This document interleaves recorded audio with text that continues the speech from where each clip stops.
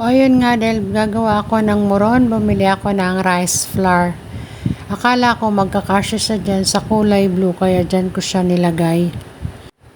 Kaya nilipat ko siya sa kaldero. Then, nilagyan ko siya ng tubig. Tinansya ko na lang yung tubig na yan para ma-dissolve ko lang yung powder. Yan, so halo.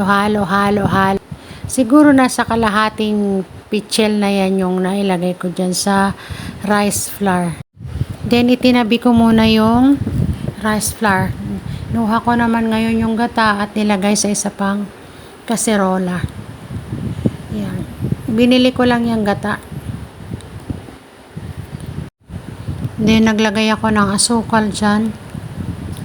Meron pang mas mapula niyan, pero yan, ganyan lang ang pinili ko.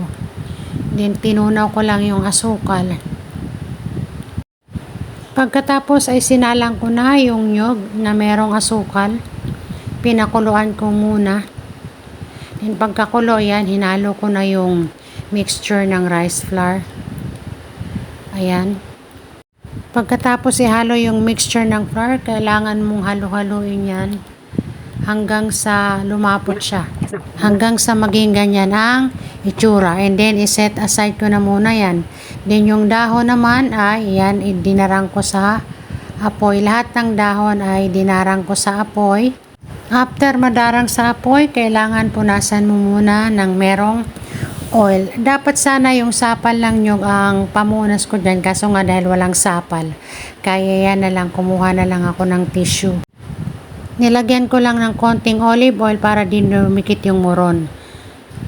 Ayan, so babalutin ko na yung muron dyan.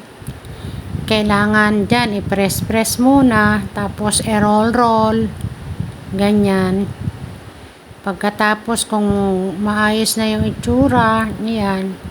So, babalutin mo. Itatali mo na ngayon yung muron. Yan.